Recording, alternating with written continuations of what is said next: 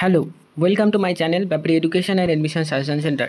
কালকে আমি তোমাদেরকে কিছু আমার গুরুত্বপূর্ণ কাজের জন্য তার জন্য আমি তোমাদেরকে জলপাইগুড়ি ল কলেজের যে মেরিট লিস্ট পাবলিশড হয়ে গেছে সেটার ভিডিও আমি বানিয়ে দিতে পারিনি। আজকে তোমাদেরকে আমি ভিডিও বানিয়ে দিব, যাদের নাম চলে এসেছে, অনেকেই কল করেছে যে তাদের নাম চলে আসে কী করতে হবে। তো অবশ্যই আমি তোমাদেরকে বলে দিচ্ছি কী করতে হবে। ভুল কিছুই করবে না, কারণ একটা ভুল তোমার নাম আসার পরেও তোমার ক্যান্সেল হয়ে যেতে পারে। অতএব তোমরা ভালোভাবে মনোযোগ দিয়ে ভিডিওটা দেখো। আর যারা নর্থবেঙ্গল ইউনিভার্সিটির প্রফেশনাল মেরিট লিস্টে নাম এসেছে, যারা কনফিউজ অনেক, তাদেরও কিছু গুরুত্বপূর্ণ কথা বলবো লাস্টের দিকে। অবশ্যই তোমরা এই ভিডিওটা ধৈর্যের সহিত দেখবে। দেখো, এখানে check here to pay online, এই জায়গায় কী করে তোমাদের পে করতে হবে সেটা জানিয়ে দেবো। প্রথমে আমি মেরিট লিস্টগুলো ডিসকাস করে দিচ্ছি। এই মেরিট লিস্টে আমি গুরুত্বপূর্ণ যে বিষয়গুলো তোমাদেরকে শেয়ার করব, তোমরা অবশ্যই ভালোভাবে শুনবে, তাহলে তোমরা নিজেরাই বুঝতে পারবে পরবর্তী মেরিট লিস্টে তোমাদের নাম আসবে কি না বা কতটা চান্স আছে। তো আমি প্রথমে মেরিট লিস্টটা ভালোভাবে পড়তেছি, তোমরা অবশ্যই মনোযোগ সহকারে শোনো। As per the direction of council for under graduation studies university of north Bengal, এখানে ইউনিভার্সিটি অফ নর্থ বেঙ্গল ইউনিভার্সিটির যে গাইডলাইন আছে সেই অনুযায়ী মেরিট লিস্ট তারা পাবলিশ করে থাকে। এখানে দেখো বলে দিয়েছে 14-15 মানে 14/5 থেকে তাদের সব কিছু শুরু হয়ে গেছিলো। এখন তোমাদের বলেছে যেটা কত টাকা পেমেন্ট করতে হবে তোমাদেরকে সেটা জানাচ্ছি। এটা কিন্তু অনার্সের ক্ষেত্রে, এটা অনার্সের ক্ষেত্রে তো তোমাদের 15,450 টাকা, ঠিক আছে? 15,450 টাকা তোমাদেরকে পে করতে হবে যখন তোমাদের নাম চলে আসবে মেরিট লিস্টে। অর্থাৎ যাদের মেরিট লিস্টে নাম চলে এসেছে তারা 15,450 টাকা রেডি রাখতে হবে, ঠিক আছে? এখানে বলেছে ইনক্লুডিং ইউনিভার্সিটি রেজিস্ট্রেশন ফি 30, মানে 300 টাকা, যেটা ইউনিভার্সিটি 300 টাকা যেটা ইউনিভার্সিটির আছে রেজিস্ট্রেশন ফি, সেটাও ইনক্লুড আছে। তো তোমাদের কোনো টেনশন নেই, তোমরা 15,450 টাকা পে করবে যাদের নাম চলে এসেছে বিএ এলএলবি অনার্সে। এই পয়সাটা যেটা তোমরা পেমেন্ট করবে সেটা কি করতে হবে? After deposit the amount online, ঠিক আছে?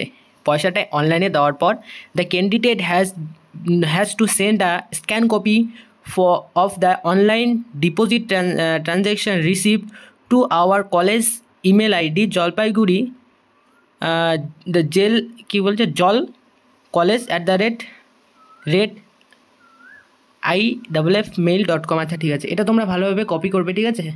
কপি করে নেবে, কপি করে নিয়ে তোমরা এই মেইলে তোমাদের রিসিভ কপিটা পাঠিয়ে দিবে, ঠিক আছে?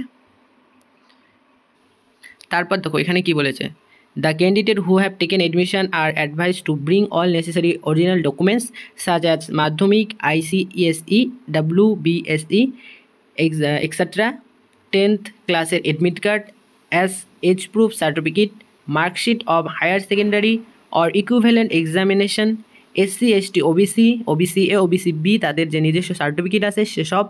ইফ ইউ অ্যাপ্লিকেবল, তুমি যদি অ্যাপ্লিকেবল হয়ে থাকো, তোমাদের এসব যেসব বললো এখানে ডকুমেন্টসগুলো, সেগুলো সব তোমাদেরকে অরিজিনাল ডকুমেন্টস তোমাদের কাছে থাকতে হবে। এটা কখন লাগবে? যখন তোমার ফিজিক্যাল ভেরিফিকেশনের জন্য যাবে তখন। এখানে আরেকটা তোমাদের গুরুত্বপূর্ণ ইনফরমেশন দিয়ে দিই, ফিজিক্যাল ভেরিফিকেশনের জন্য তোমাদেরকে যেদিনই ডাকা হবে তোমরা সেদিনই যাবে, কারণ ফিজিক্যাল ভেরিফিকেশন মিস করলে তোমাদের অ্যাডমিশন ক্যান্সেল হয়ে যায়, ঠিক আছে?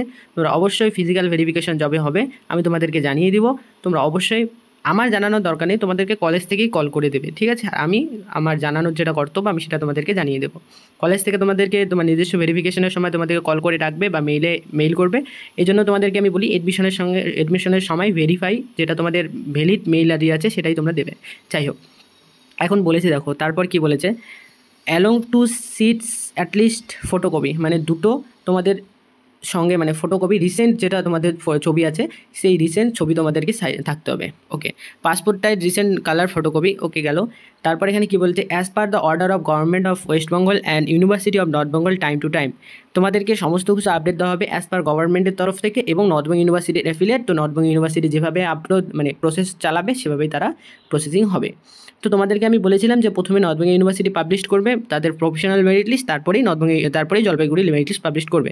তো জলপাইগুড়ি পাবলিশ করেছে। দেখো, professional admitted student otherwise his or her admission will be treated as cancellation, okay? তোমরা যদি অ্যাডমিশন না নাও তাহলে তোমাদের অ্যাডমিশন ক্যান্সেল হবে। যারা অনেকেই কোশ্চেন করে, যারা যে দেখেনি ভিডিও ভালোভাবে রেগুলার দেখে না, যারা অ্যাডমিশন নাম আসার পরে অ্যাডমিশন নিতে পারে না, তারা ফোন করে বলে, দাদা আমার নাম এসেছে, আমি তো অ্যাডমিশন নিতে পারিনি এই টাইমের মধ্যে, তো আমি কি অ্যাডমিশন নিতে পারবো পরে? দেখো, তারা বলেই দিয়েছে তাদের অ্যাডমিশন ক্যান্সেল হয়ে যাবে। তো তাদের অ্যাডমিশন ক্যান্সেল হওয়া মানে পরবর্তী যে স্টুডেন্ট আছে তারা চান্স পেয়ে যাওয়া।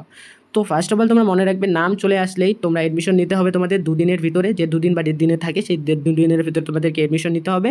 দ্বিতীয় কথা, ফিজিক্যাল ভেরিফিকেশন মিস করা যাবে না, ওকে? এখন দেখো তারপরে কী বলেছে, if the certificate provided by the candidates at the time of verification is cancelled by any person authority, the validity or the validity of the authentication will be done by the appropriate issuing authority of the final। আচ্ছা, এখানে বলেছে যে যদি তোমাদের ডকুমেন্টসের মধ্যে কোনো কিছু ভুলভাল থাকে তাহলে তোমাদের সেই প্রবলেমটার জন্য তোমাদেরকে ভুগতে হবে, মানে তোমাদের সেই প্রবলেমটার জন্য তোমাদেরকে সলভ করতে, মানে সেই ডকুমেন্টসের যে ভুলভাল আছে সেগুলো তোমাদেরকে সলভ করতে হবে, নয়তো তোমাদেরকে হয়তো ডকুমেন্টসের ভুলভালের কারণে তোমাদের অ্যাডমিশন ক্যান্সেলও হতে পারে। ওকে, দেখো এখানে কি বলেছে তারপরে, the provisionally selected candidates according to the approved merit list should taken provisional admission within the stipulated pre-operated mentioned below the scheduled। এখানে বলেছে তোমাদের যে অ্যাডমিশনের যে মেরিট লিস্ট পাবলিশ হয়ে গেছে সেটা তোমাদেরকে কী করতে হবে, সেই ডেটের মধ্যে তোমাদেরকে ভর্তি হতে, মানে অ্যাডমিশন হতে হবে, এটাই বলেছে। যাই হোক, schedule of provisional merit list of first merit list date starting of provisional admission 25/6/2024 শুরু হয়ে গেছে এবং last date of professional admission 27/6/2024। এখানে কি বলেছে, first candidates other than West Bengal board should submit original migration certificate for the purpose of university registration at the time of verification of all documents. দেখো যখন তোমাদেরকে ভেরিফাই করতে হবে ডকুমেন্টস তখন তোমাদেরকে মাইগ্রেশন সার্টিফিকেট সেখানে সাবমিট করতে হবে। মাইগ্রেশন সার্টিফিকেট কোথা থেকে কালেক্ট করবে সেটা তো তোমরা অনেকেই জানো, তোমাদেরকে বলে দিচ্ছি। নর্থ বেঙ্গল ইউনিভার্সিটির সামনে মাইগ্রেশন অফিস আছে, সেখানে এইচএস এবং তারপরে হচ্ছে মাধ্যমিক বোর্ড দুটারই পর্ষদ আছে, তো সেখান থেকেই তোমাদেরকে যেটা এইচএস আছে সেখান থেকে তোমাদেরকে মাইগ্রেশন সার্টিফিকেট দেওয়া হবে, সেখান থেকে তোমরা কালেক্ট করবে। নর্থ বেঙ্গল ইউনিভার্সিটির একদম সোজা সামনের দিকে রোডের, ঠিক আছে। যাই হোক, তারপর বলেছে candidates who have already admitted in another institution and having registration number of the university must approve original registration certificate along with the release certificate for the college authority where he or she has studies last at the time of verification of all the documents and no further date will be given for the same. Moreover, the candidates are advising to send a mail to our college email ID if he or she is taken admission in another institution after taking admission in Jalpaiguri law college. দেখো এখানে বলেছে কি, এটা কিন্তু গুরুত্বপূর্ণ বিষয়, তোমরা এই জন্যই বলি তোমরা যারা আমার ভিডিও লাস্ট পর্যন্ত দেখো না অনেক কিছু স্কিপ করে দাও, পরে আবার আমাকে জিজ্ঞাসা করো। ভিডিও একটু লম্বা হচ্ছে, কেন হচ্ছে সেটা তোমরা বুঝতে পারছো, কারণ তোমাদেরকে আমি ডিটেলসে ভালোভাবে বোঝাচ্ছি। এখন তোমরা যদি বুঝতে না পারো পরে আবার কোশ্চেন করো বা ফোন করো, ঠিক আছে, সেটা কোনো প্রবলেম না। প্রবলেম হলে তোমরা কমেন্ট করবে, ফোন করবে, সেটা কোনো অসুবিধা নেই। দেখো তবুও তোমরা ভিডিওগুলো ভালোভাবে দেখো, আমি কিন্তু বুঝতে পারি যে তোমরা কত ধৈর্য ধরে ভিডিওগুলো দেখো, আমার এখানে বোঝা যায়, ঠিক আছে। তো তোমরা ভিডিও ভালোভাবে ধৈর্য ধরে দেখবে। এখানে দেখো এখানে কিন্তু বলেছে candidates who have already admitted another institution. তোমরা যদি এই যে যারা 2 বছর মানে 1 বছর যারা ওবিসির ক্ষেত্রে, বিশেষ করে ওবিসিদের আর ওবিসিদের ক্ষেত্রে রিল্যাক্সেশন যেহেতু আছে তাদেরই সমস্যাটা হয়, কারণ তারা অন্য জায়গায় এডমিশন নিয়ে নেয়, কলেজে এডমিশন নিয়ে নেয়। যেমন তোমরা প্রথম বছর যারা এইচএস নিউ পাসওয়ার্ড হলে তারা অ্যাপ্লাই করলে পেলে না, ঠিক আছে, বা কিছু সমস্যার জন্য তোমরা অ্যাপ্লাই করতে পারো নি, তোমার অন্য কলেজে এডমিশন হয়ে গেছো যে কোনো সাবজেক্টে, বিএতে, ঠিক আছে। তো তোমরা এডমিশন হয়ে গেছো কলেজে, কিন্তু তোমার পরের বছর জানতে পেলে বা তোমাদের কিছু প্রবলেমের কারণে যারা অ্যাপ্লাই করতে পারোনি, অ্যাপ্লাই করলে চান্স পেয়ে গেলে, তো তাদের যে সমস্যাটা হয় তারা কি করে, তাদের কলেজের থেকে ডকুমেন্টস উঠায়, মানে তাদের কলেজের থেকে ট্রান্সফার সার্টিফিকেট যেটা তাদের কলেজে হয়েছিল, অ্যাডমিশন হয়েছিল, ট্রান্সফার সার্টিফিকেট, তারপর যে রেজিস্ট্রেশনটা দেয় সেসব উইথড্র করে না। তো এখানে বলেছে তবে তাদের উইথড্র করতে হবে এবং তাদের রেজিস্ট্রেশন যে নাম্বার আছে বলছে হ্যাভিং রেজিস্ট্রেশন, দেখো এখানে বলেছে having registration number of the university must approve original registration certificate along with the release certificate for the college authority where he or she has studies last. যে তোমরা যেখানে লাস্টে অ্যাডমিশন হয়েছিল, মানে লাস্ট আগে তোমরা পড়তে, সেখান থেকে রিলাইজ সার্টিফিকেট মানে তোমাদের ট্রান্সফার সার্টিফিকেট এবং রেজিস্ট্রেশনের অরিজিনাল সার্টিফিকেট তোমাদের কাছে থাকতে হবে। এখানে বলেছে কখন দিতে হবে, at the time of verification all of documents. তোমাদেরকে ভেরিফিকেশনের সময় সমস্ত ডকুমেন্টস রেডি থাকতে হবে। আমি তোমাদেরকে ভেরিফিকেশনের সময় তোমাদের কী কী ডকুমেন্টস রাখতে হবে সেটার আমি পার্টিকুলার একটা ভিডিও বানিয়ে দেবো। And no further date will be given for the same. এখানে বলে দিয়েছে যে তোমাদেরকে কোনো আর এক্সট্রা টাইম দেওয়া হবে না যখন ফিজিক্যাল ভেরিফিকেশনের সময় চলে আসবে। তাহলে তোমরা বুঝতে পারছো আমি তোমাদেরকে একটু আগে বললাম ফিজিক্যাল ভেরিফিকেশনের জন্য কেন বলেছি, আগের বছর অনেকেরই ক্যান্সেল হয়েছে। এই জন্যই বলেছি কারণ আগের বছর অনেকেই এই সমস্যার ভুক্তভোগী হয়েছে, বিশেষ করে যারা নর্থের সাইডে নেই, যারা মালদার সাইডে, মুর্শিদাবাদের সাইডে, তারপর হচ্ছে দক্ষিণ দিনাজপুর, পশ্চিম মেদিনীপুরের সাইডে আছে, ঠিক আছে, দক্ষিণ 24 পরগনা সাইডে আছে, যারা অ্যাডমিশন নিতে আসে ট্রেন ঠিকভাবে পায় না, ফোন করে দাদা আমি ট্রেন ঠিকভাবে পাইনি, আমার ডেটটা কালকে আছে, আমি আজকে পৌঁছাতে, এটা কিন্তু সম্ভব না, তোমাকে ফিজিক্যাল ভেরিফিকেশনে জবেই ডাকা হবে, তোমাদেরকে কোনো কিছু করার নেই, তোমাকে আইসে দেখা করে ফিজিক্যাল ভেরিফিকেশনে অ্যাটেন্ড হতে হবে, এটাই হচ্ছে ব্যাপার। দেখো এই হচ্ছে ব্যাপার। এখন তোমাদেরকে আমি ডিসকাস করব এই যে মেরিট লিস্টের বিষয়ে, তোমরা ভালোভাবে বুঝবে, এটাই কিন্তু গুরুত্বপূর্ণ, তোমাদের এখানে অনেকের কোশ্চেন থাকে। দেখো জেনারেলের এখানে পেয়েছে কি রিয়া মণ্ডল, ঠিক আছে, জেনারেলে রিয়া মণ্ডল অনার্সে চান্স পেয়েছে, যার মেরিট পয়েন্ট এসেছে দেখো, সে কিন্তু ইডাব্লিউএস, ঠিক আছে, ইডাব্লিউএস এর মধ্যে পড়ে। তোমরা অনেকে হয়তো ভাবো ইডাব্লিউএস এর মধ্যে পড়েছে, মানে হঠাৎ করে তোমরা ইডাব্লিউএস দেখো না, তোমরা ডিরেক্ট দেখো 85 পয়েন্ট, ঠিক আছে, 85 পয়েন্ট কী করে জেনারেল পেয়ে গেলো, এটা তোমাদের কোশ্চেন থাকে। সে ইডাব্লিউএস এর আন্ডারে পড়ে এবং পিএইচ ফিজিক্যাল হ্যান্ডিক্যাপের আন্ডারে পড়ে, তার জন্যই তার 85 পয়েন্টে সে চান্স পেয়েছে রিয়া মণ্ডল, ঠিক আছে। তোমরা এখানে কনফিউজ হও না। দেখো এবার ওবিসি এ মেরিট পয়েন্ট তার 100 চলে আসছে, তার 100 চলে আসার কারণ হয়তো এটাই, ঠিক আছে, মেরিট পয়েন্ট 100 চলে আসে মানে এটা ভাবনা যে তার এইচএসে 100% নাম্বার পেয়েছে, তার হয়তো আরও কোনো মানে নিড ছিল, রিল্যাক্সেশন ছিল, সে কারণে তার 100 চলে এসেছে। এখন সালমা, এর নাম সালমা, ঠিক আছে, 2025 সে পেয়েছে। তো তারপরে যেটা ওবিসি এতে চান্স পেয়েছে তার নিফাত আহমেদ, সেটা 97। তাহলে তোমরা দেখতে পাচ্ছ ওবিসি এর কাট অফ 97 থেকেই ধরো তোমরা, ঠিক আছে। এসসি যে পেয়েছে ভৌমিক রয়, তার 96, এসটির 96। তো তোমরা এটাই কাউন্ট করো, প্রথম তোমাদের মেরিট পয়েন্ট যেটা চান্স পেলো 96 এবং 97 ওবিসি এ, আর হচ্ছে এসসি 96 আর এসটি 96, এই হচ্ছে তোমাদের প্রথম। এখন প্রথম দেখা শেষ, এখন তোমরা সমস্ত বিষয় লাস্টে গিয়ে দেখবে। লাস্টে বলতে এসটির ক্ষেত্রে বলছি পরে, ওবিসির ক্ষেত্রে পরে বলছি তোমাদেরকে, ওবিসি বির ক্ষেত্রে পরে বলছি, ফিজিক্যাল হ্যান্ডিক্যাপের ক্ষেত্রে পরে বলছি। এটা হচ্ছে তোমাদের পার্টিকুলারলি যেটা তোমাদেরকে আমি যে বললাম এখনই, এটা হচ্ছে টোটাল প্রথম মেরিট লিস্টে টোটাল তোমাদেরকে 27 জনের এডমিশন নেওয়া হচ্ছে। তো এখানে তোমরা জেনারেলের ক্যান্ডিডেটের দেখতে পেলে শুরু হয়েছে, এটা জেনারেল কেন ফিজিক্যাল হ্যান্ডিক্যাপ ছিল সেটা তোমাদেরকে লাস্টে দিয়েছি। যারা ফ্রেশ আছে জেনারেলের, কোনো সমস্যা নেই যার, ঠিক আছে, এই যে এই নামটা যার আছে তার কোনো সমস্যা মানে কোনো আলাদা সার্টিফিকেট নেই, তো তার জেনারেলে 95 থেকে স্টার্ট হয়েছে, ঠিক আছে। এভাবে দেখো নো করতে গেলে লাস্টে যেটা আছে 93, তো এই হচ্ছে 93 জেনারেলের লাস্ট। তো 93 পর যাদের তোমাদের 92, আমার কথা ভালোভাবে বুঝে যাও, 92 বা 93 পয়েন্ট, এখানে 25 আছে, যার 20 হবে বা 10 হবে বা 15 হবে 93 পয়েন্ট, তাদের চান্সটা অনেক বেশি। যারা ভিডিও দেখবে তারা নিজেই ক্যালকুলেট করবে যে তাদের মাধ্যমিকে 93 পর কতটা মার্ক আছে। তো তোমরা একটা ফার্স্ট মেরিট লিস্টেই দেখতে পারে জেনারেলের কতটা অ্যাডমিশন আছে। জেনারেলের গণ এখানে 1 2 3 4 5 6 7 7জন নিয়েছে, নো প্রবলেম, যাদের তাদের 7জন নিয়েছে ফার্স্ট মেরিট লিস্টে। তাহলে পরবর্তীতে এই 7জনের অ্যাডমিশন হলে পরবর্তী 7জন আবারও অ্যাডমিশন নেবে, নো প্রবলেম, যাদের একদম কোনো আলাদা সার্টিফিকেট নেই তাদের 7জনের নেবে। তো তোমাদের 93 থেকে কতটা নিচে নেমে আসছে 3। এখন 93 যদি 7জন টোটাল 93-র মধ্যে তো থাকা সম্ভব না, নিশ্চয়ই 93.25 যেটা আছে এর মধ্যে মাঝখানে 92.5-এর মধ্যে 3-4টা ঢুকবে, তারপরে 92 যাদের আছে তাদের চান্স বেড়ে গেলো, 92-র পরে 91 যাদের আছে তাদের চান্স বেড়ে গেলো, 91-এর পরে যাদের 90 আছে তাদের চান্স বেড়ে গেল। এখন তোমরা লাস্ট পর্যন্ত বলতে পারি আমি জেনারেলের 89 পর্যন্ত পরবর্তী মেরিট লিস্টে নাম আসতে পারে। তো তোমরা বুঝতে পারছো ক্লিয়ার। এখন পরবর্তী বিষয়টা তোমাদেরকে বলছি, এসসি কত, যাদের কোনো সমস্যা নেই, কোনো সমস্যা নেই, যাদের আদার্স কোনো সার্টিফিকেট নেই, তাদের দেখো শুরু হয়েছে 96 থেকে, এখন লাস্ট দেখো 92। তোমরা এখানে বলা যেতেই পারে 92-র পরে যারা আছো এখানে কতজন নিয়েছে দেখো 13 জন নিয়েছে, ঠিক আছে, 13 জনের নাম এসেছে এসসির। তো এসসি 13 জনের পরবর্তী মেরিট লিস্টে হয়তো 13 জন নাও নিতে পারে, কমও নিতে পারে বা সেম নিতে পারে। সেম নিলে তোমাদের 92-র পরে তোমাদের কতজনের নাম আসতেছে দেখো, 92-র পরে 91 পয়েন্ট সামথিং এসব, এর মধ্যে 2-3টা ঢুকবে, তারপর 92, তারপর 90-তে তোমাদের কিছু কয়েকজন ঢুকবে, এভাবে তোমাদের লাস্ট আমি যদি বলি তোমাদের 88-এর মধ্যে তোমাদের ভালোভাবে বলছো 88 এর মধ্যে হয়তো তোমাদের পরবর্তীতে যাদের আছে তাদের চলে আসবে। এখন দেখো তারপরে এটা হচ্ছে এসটির ক্ষেত্রে কটা 4টা এডমিশন আছে।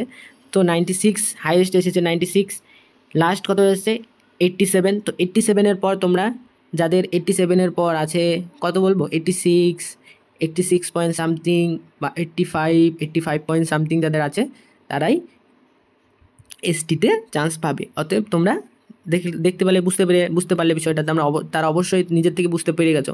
এখন কতজন ক্যান্সেল হয়েছে সেই রিগার্ডিং আমি তোমাদেরকে বলবো, এই ভিডিওটা লম্বা হবে, অবশ্যই তোমরা যারা জলপাইগুড়ি ল কলেজে অ্যাপ্লাই করেছো ধৈর্য ধরে দেখবে তোমাদেরকে কতজন ক্যান্সেল হয়েছে আজ থেকে, কতজন ক্যান্সেলের ভিডিওটা তোমাদেরকে আমি সেকেন্ড মেরিট লিস্টে আগে দিব যে কতজন চান্স পাচ্ছে, ঠিক আছে। এখন তোমরা ওবিসি এর ক্ষেত্রে দেখো, ওবিসির এর যার ফিজিক্যাল প্রবলেম আছে সে সহ, যাদের কোনো তার হচ্ছে 79-এ চলে এসেছে, আর যাদের প্রবলেম নেই তার দেখো 91 লাস্ট এসেছে ওবিসির এর। তো 91 লাস্ট মানে চিন্তা করতে পারো 90-তে চলে আসবে, 90 তারপর 3, 4, যারা বলেছো যে কজন ওবিসি এর নেবে, তো 6 জন দেখেছো নিয়েছে। তো এরপরে তোমাদের মিনিমাম 5 জনের চান্স হবে এরপরে নিচে। তোমরা এতক্ষণ ভিডিও দেখেছো নিশ্চয়ই বুঝতে পেরে গেছো যে কীরকমভাবে তোমাদেরকে বুঝতে হবে। এখন তোমরা ওবিসি বির ক্ষেত্রেও সেম বুঝতে পেরে গেছো, তোমরা অবশ্যই সেভাবে মিলিয়ে তোমরা দেখবে। এখানে জেনারেলের যাদের প্রবলেম আছে সে তাদের মেরিট পয়েন্টটা, যাদের প্রবলেম আছে তারাও এভাবে দেখে বুঝতে পারবে। এই হচ্ছে তোমাদের জেনারেলের ক্ষেত্রে। এখন তোমাদেরকে আমি বলবো, আগেরটা কিন্তু অনার্সের বুঝিয়েছি, এখন তোমাদের জেনারেলের ক্ষেত্রে বুঝাবো। জেনারেল ক্ষেত্রে সেম এভাবেই বুঝে নেবে। দেখো ভিডিও লম্বা করে লাভ নেই তোমাদের অনেক সময়, জাস্ট এখানে কিছু নেসেসারি বিষয় সেটা আমি ডিসকাস করবো। জেনারেলের দেখো এডমিশন হতে তোমাদের কত লাগছে, 10,625 টাকা, আর ইনক্লুডিং তোমাদের 300 টাকা যেটা বলেছি ইউনিভার্সিটি রেজিস্ট্রেশন ফি, সেটাও ইনক্লুডিং আছে। সেম এখানে সেম যে বিষয়গুলো আছে সব সেমই থাকবে, সেম সব 25 তারিখ 26 সব সেম। তোমরা আগে যেটা বুঝতে পেরে গেছো, যেটা বলেছি তোমাদের সব সেম।